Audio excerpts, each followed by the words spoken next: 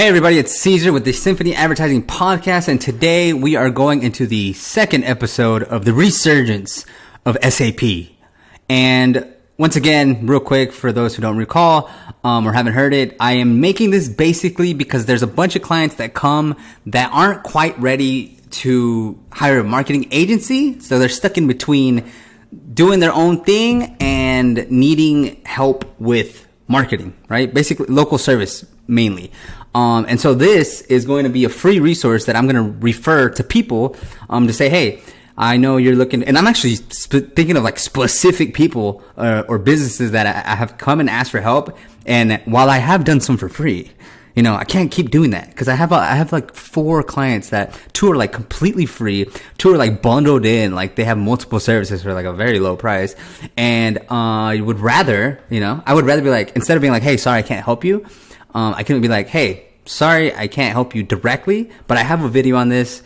Check it out on YouTube. Check it out on Spotify. Check it out on the podcast or wherever it is that it's going to be. And I feel like this way I can help better, right? So like, again, I'm making this video with a specific company in mind. So this person called twice, and they're looking for help, getting more leads for their locksmith business. So they've been doing it for about a year.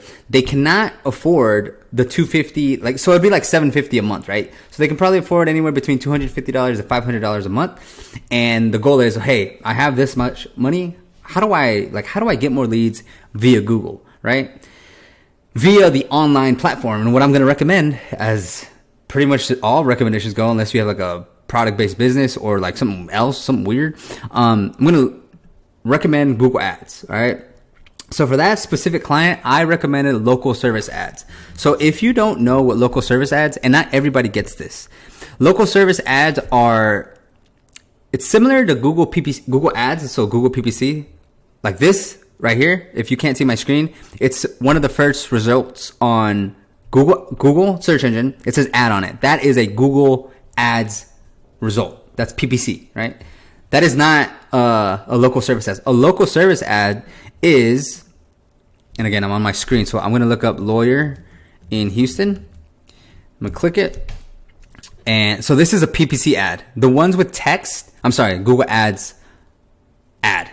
The ones that have ad, those are ads, right? This is an ad, meaning it's from the Google Ads platform. A local service ad, which I'm trying to get to appear,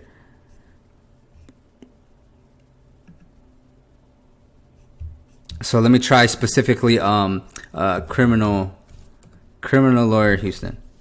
Here we go. So these that are on the screen, these are local service ads. So as you can see, instead of it saying an ad, there's a check mark that says Google screened. So the difference between Google Ads and local service ads is actually significant, because in order to do a Google Ads campaign, like that's like way harder, like incrementally harder to manage, to set up.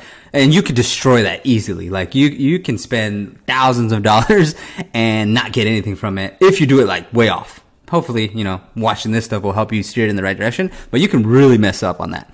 These are a lot harder to mess up because Google does it a lot for you, and it's only for specific industries. So let me look up which industries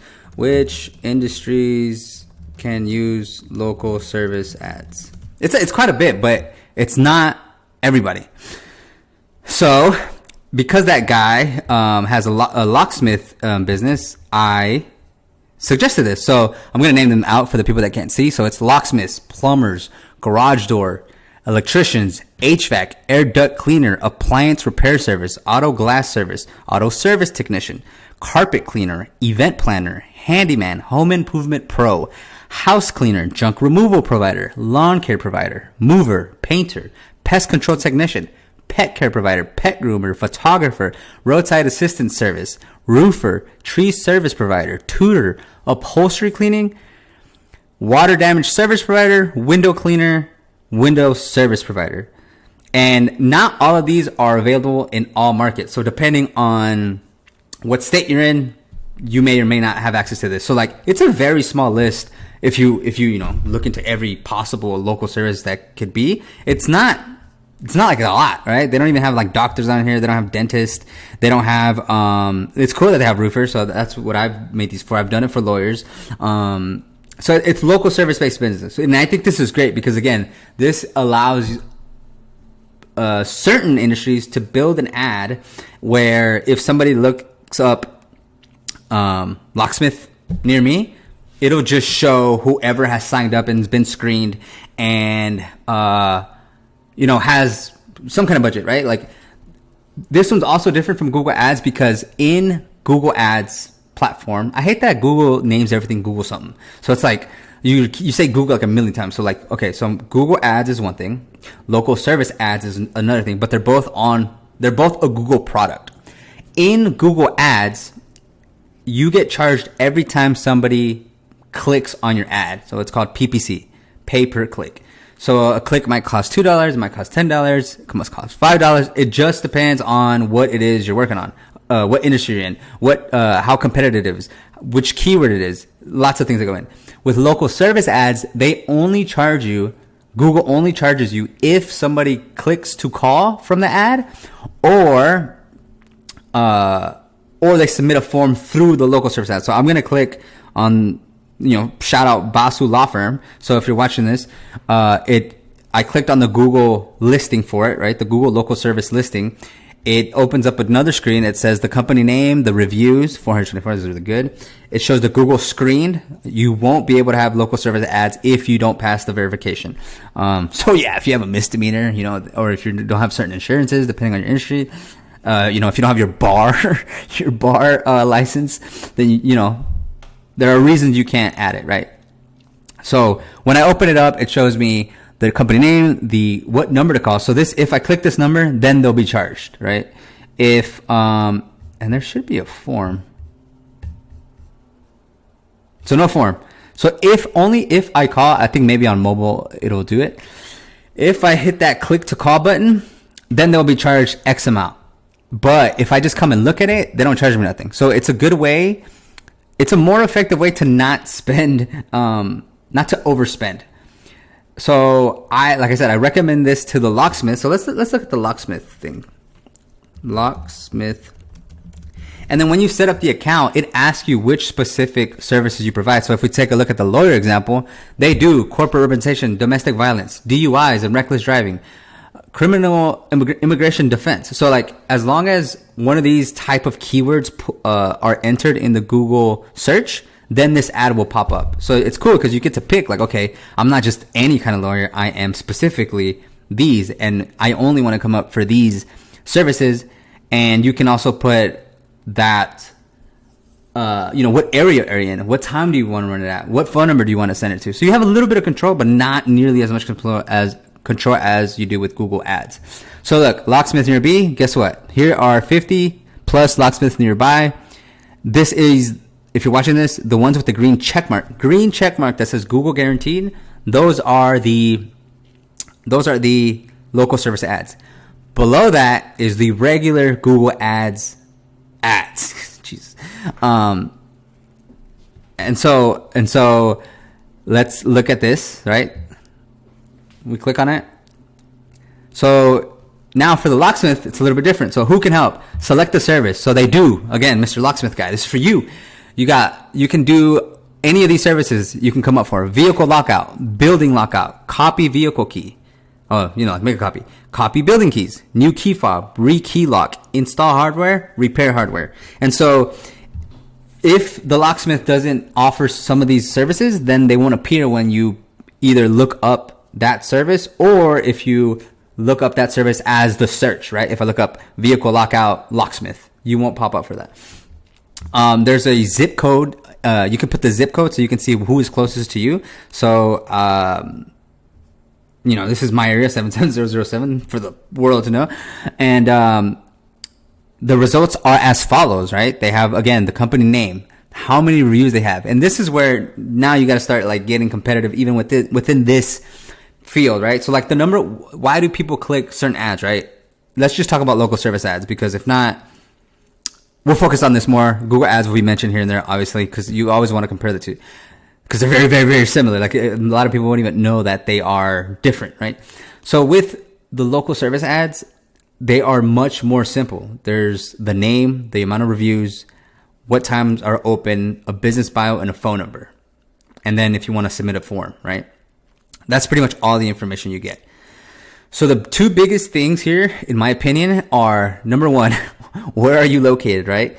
If it's a locksmith and it's just too far, odds are you're not going to come up there, right? You can't be everywhere all the time. That's just the way it is for local service businesses. So let's say this is in 77007.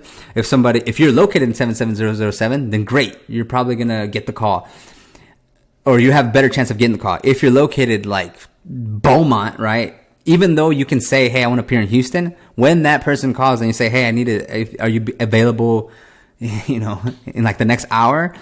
It might not be worth it to the locksmith to be like, oh, okay, yeah, I can be there in an hour, because they might be working on something else. So proximity is like the name of the game here. That's why it's local service ads. A lot of these, allowed advertisers is like people that just need some kind of problem solved, like the plumber, right? Like the roofer. The initial call, okay? Because once the initial call is made, then it's up to the business to sell it, right? Like if you're like disrespectful, or like you don't know what you're talking about, then you lost already. But I'm specifically talking about getting the call. Who gets the call, and what goes into getting the call. There's not a lot you can do, right? Like you can show up, but then you're kind of like everybody else. Everybody has a phone number. Everybody's saying they're open 24/7, almost practically. The only big difference you can make, everybody has the Google guarantee. The only difference you can make on local service ads is how many reviews you have. And so it becomes a game of, hey, I have 10. It becomes a game of, hey, this first person has 1,646 reviews. The one right below it has 3 reviews. The one with the more reviews has 24/7 hours available a day, and the other one they close at 4:30. So it's like, okay, well, which one are you going to call? ASAP Locksmith, which is the one with 1,600 reviews, or Ellie's or Eli's Lock and Key. One's been booked 1,500 times, the other one's booked 60 times. So it's like, okay, now it becomes to get the initial call, it becomes like, oh, who has reviews? I'm going to call the one with more reviews. But here's the thing. If you call the guy with more reviews, that does mean that guy, or in this case, it's probably more than a one-man show. They're probably booked out. They probably have 10 technicians, right? And it's possible that they're all booked out. Hey, yeah, we can help you out, but it can't be till Thursday. So what is the person going to do? They're like, screw it. I'm going to go to the next one. They're going to call that guy. That guy's going to be you. They're going to say like, hey, I need this today. And then you're in the running. The point of running local service ads is to show when people are looking for you, right? For Mr. Locksmith guy, somebody has a vehicle lockout. They search in this area. You pop up. You're in this infinite list. It's still endless, right? Like it's still a billion people that are advertising, which is not true. There's maybe a couple hundred. But Google's not gonna. They're not gonna not show you. They're gonna show you. It's just like sometimes you will get calls, sometimes you won't. Whereas with Google Ads, you can force to show up. I could say, hey, I don't care. Spend $50 a day. I want people to click my ad. I want to get calls. I want to get conversions. And Google will try, and you can overpay for a keyword and you can get the call. But again, to get the call on Google Ads, you might have to spend $100 in one day. Whereas with local service ads, you might spend $100 but you won't get that call until, next week, because you can't control who pops up when. You can, but you can't, placement wise, you can't. On Google Ads, you can say, hey, I'm willing to pay as much as, whatever the highest bid is, I'll pay $1 more to show up in this area at this time for these keywords. So you can't do that with local service ads. But again, that's why I recommend smaller budgets, $250 to $500.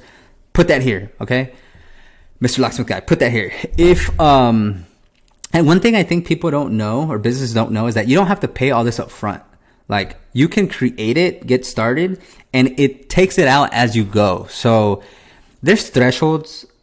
I can't remember them specifically, but like they charge you the first like $50, and then the next like $125, and then the next $200, and then they'll only charge you every $500. So like, you know, it's almost like you have a credit. Like you're not going to get charged until you hit that $500 mark, or until 30 days have passed since your last payment, right? So like, let's say it's June 3rd, which it is. And in 7 days, I spent $500. Google was going to charge me $500 on June 10th because I spent the $500. Let's say it's June 3rd, which it is, and I spend $320, and then I don't spend at all until I hit July 3rd, and all I spent was $300. They'll charge the $300, and then it resets. But you do have to build up to the $500, but eventually when you do get there, then it just becomes that, or whatever your threshold is, and which it'll tell you. So I don't know. I like to look at it as like, okay, I have, you know, you don't need $500 up front to get started when you're doing it yourself. You can just start with, okay, I want to spend $300. I know, I have to make that somehow. Let's get it rocking and rolling. And then I guess parting advice, right, to conclude this episode, is that to me, right, like people say why, or businesses come and they say like, why should I spend, literally I had a client tell me like, I don't want to spend, like why should we spend this money on these keywords if they're not exactly what we're looking for? Like, because they think the world is linear and, you know, everybody thinks exactly the same and says, you know, let's make it let's just use it as if it was locksmith. It's not a locksmith, but let's say it's a locksmith. They think that every person's going to look up Houston locksmith near me. Their ad's going to pop up and they're going to call, like, it's that easy. 1, 2, 3. I mean, it is that simple, but concept wise, it's that simple, but there's a million people doing that. So like, when are you going to show up? And how about we try to get some of the other terms that people are looking up, like locksmith Houston, locksmith open now, locksmith in Montrose, locksmith that can, you know, other terms that are still commercial intent words, like people who want to buy or who need a service. But yeah, it doesn't work like that. So my parting advice is what I told them is like, when you get started, okay, it's like, it's a journey. Like one of the a funny thing that happens when you when you build a website is like, one of the first things that happens is you don't get leads, you get spam. Like that's what comes in first. It's spam. And so it's like people, you know, not everybody, but some people get upset. It's like, dude, I built this website, it cost me this much money and I'm getting spam. And it's like, yes, I understand that spam is not what we want, but that's actually a good sign. Why? Because that means you're in the network. Well, whoever these freaking spammers are, like they can find you. Meaning that's just what happens. Like, you know how they say like, bigger companies, like once you get so big, like being sued or, you know, being in lawsuits and stuff is like just part of the game. Like, I don't know if you've heard that. Maybe because I'm watching Better Call Saul.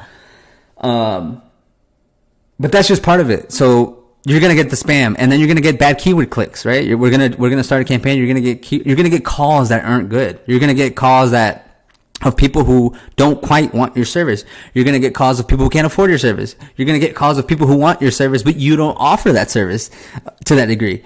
But that's the game. You're in the, like a little lottery, right? You throw money down. It's a gamble. It's literally a gamble. You throw money down, you see what hits. But if you want to be like a better business, I think, in my opinion, if you want to grow, like not necessarily grow, but like if you want to be like a legit, I don't know how to really say this. It's like, these are the things that you do. Kind of like reading a book, right? I don't know. I've read 200 books, let's say.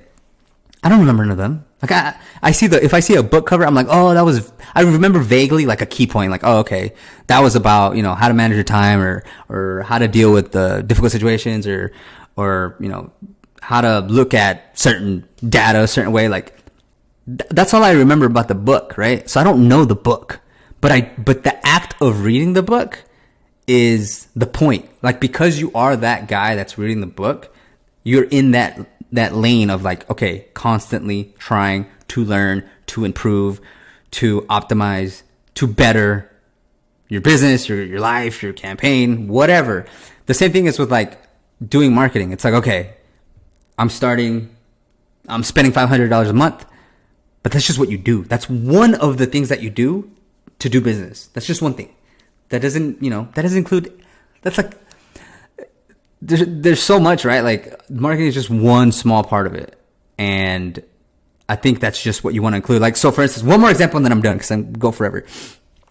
I have this client who's had, they've had, this hosting. Hosting is where you keep your website. Usually it's pretty affordable. It's like, I don't know, $60 a year or something like that. And they got to a point where they kept getting hacked and they had a good, like this legacy pricing. They were paying very little money just to host their website. But like, again, they were getting hacked. It was going down all the time and I helped fix it over and over again. And I said, finally, I said, hey, look, we have our own hosting. It's with WP Engine. They have fantastic, WordPress hosting. They have daily backup. So if it goes down for whatever reason, we can put it back up. They have a support team that's based out of Austin. So like, what more can you ask for? They have, free SSL certificates. It's built for WordPress, so your website's going to perform really fast. It helps with SEO scores because, again, it loads really fast. Technically, it's a good hosting plan. The hosting is not going to hold you back, right? And to pay for that, it's $55 a month, right? So that client is going to go from paying $60 a year to $55 a month, which ends up being, I don't know, like $700, let's say. So yeah, you're 10xing your cost to host your website. And it's like, okay, that's true.